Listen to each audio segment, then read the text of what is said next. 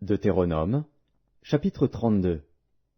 Cieux, prêtez l'oreille, et je parlerai. Terre, écoute les paroles de ma bouche. Que mes instructions se répandent comme la pluie, que ma parole tombe comme la rosée, comme des ondées sur la verdure, comme des gouttes d'eau sur l'herbe. Car je proclamerai le nom de l'Éternel. Rendez gloire à notre Dieu. Il est le rocher.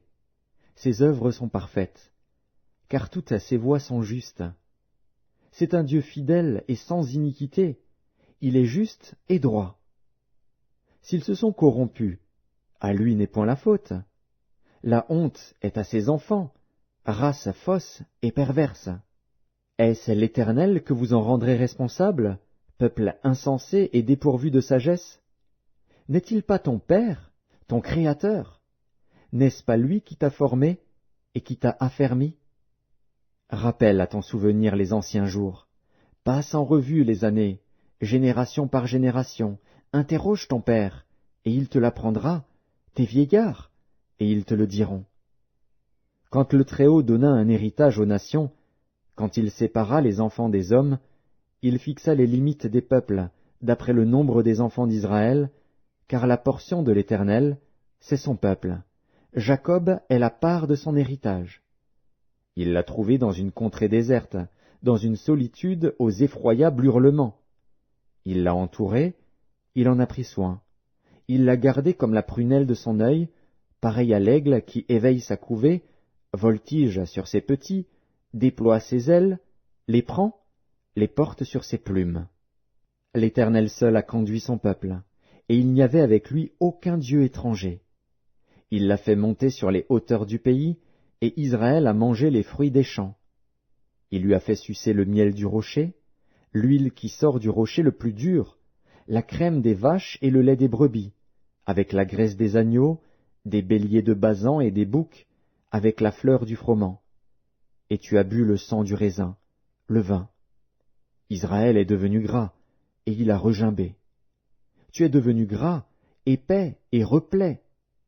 Et il a abandonné Dieu, son Créateur, il a méprisé le rocher de son salut, ils ont excité sa jalousie par des dieux étrangers, ils l'ont irrité par des abominations. Ils ont sacrifié à des idoles qui ne sont pas dieux, à des dieux qu'ils ne connaissaient point, nouveaux, venus depuis peu, et que vos pères n'avaient pas craint. Tu as abandonné le rocher qui t'a fait naître, et tu as oublié le Dieu qui t'a engendré. L'Éternel l'a vu, et il a été irrité, indigné contre ses fils et ses filles. Il a dit, « Je leur cacherai ma face, je verrai quelle sera leur fin. Car c'est une race perverse, ce sont des enfants infidèles. Ils ont excité ma jalousie par ce qui n'est point Dieu, ils m'ont irrité par leurs vaines idoles, et moi, j'exciterai leur jalousie par ce qui n'est point un peuple, je les irriterai par une nation insensée. Car le feu de ma colère s'est allumé, et il brûlera jusqu'au fond du séjour des morts. Il dévorera la terre et ses produits, il embrasera les fondements des montagnes. J'accumulerai sur eux les maux, j'épuiserai mes traits contre eux. Ils seront desséchés par la faim, consumés par la fièvre et par des maladies violentes. J'enverrai parmi eux la dent des bêtes féroces et le venin des serpents. Au dehors, on périra par l'épée, et au dedans, par d'effrayantes calamités. Il en sera du jeune homme comme de la jeune fille, de l'enfant à la mamelle comme du vieillard. Je voudrais dire, je les emporterai d'un souffle, je ferai disparaître leur mémoire d'entre les hommes. Mais je crains les insultes de l'ennemi, je crains que leurs adversaires ne se méprennent et qu'ils ne disent « Notre main a été puissante, et ce n'est pas l'Éternel qui a fait toutes ces choses. » C'est une nation qui a perdu le bon sens, et il n'y a point en eux d'intelligence. S'ils étaient sages, voici ce qu'ils comprendraient, et ils penseraient à ce qui leur arrivera. Comment un seul en poursuivrait-il 1000, et deux en mettraient-ils 10 000 en fuite, si leur rocher ne les avait vendus, si l'Éternel ne les avait livrés? Car leur rocher n'est pas comme notre rocher, nos ennemis en sont juges. Mais leur vigne est du plan de Sodome et du terroir de Gomorrhe. Leurs raisins sont des raisins empoisonnés, leurs grappes sont amères.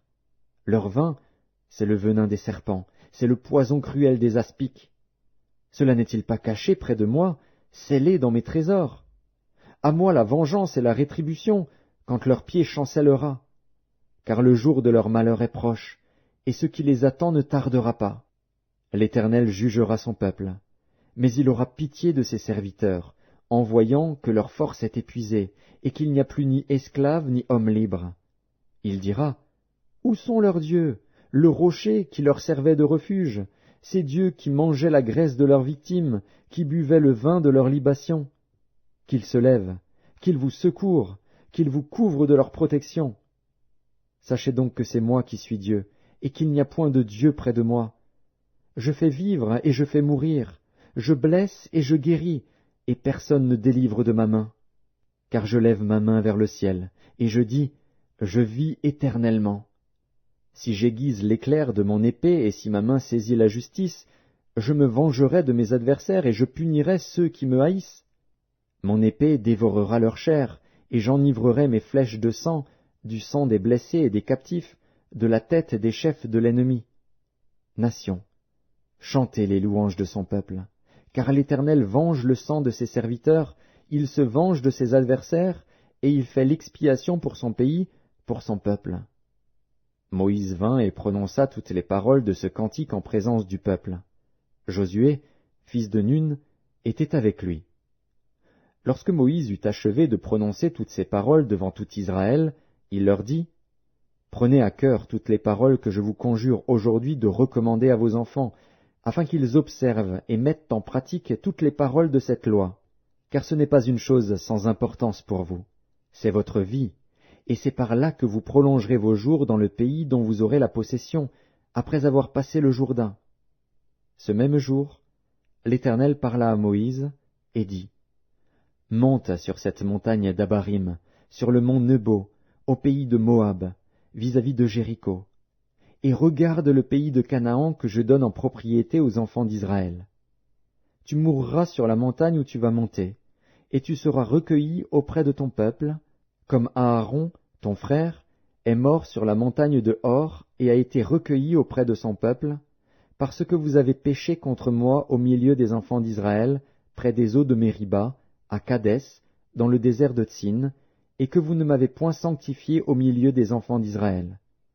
Tu verras le pays devant toi, mais tu n'entreras point dans le pays que je donne aux enfants d'Israël. »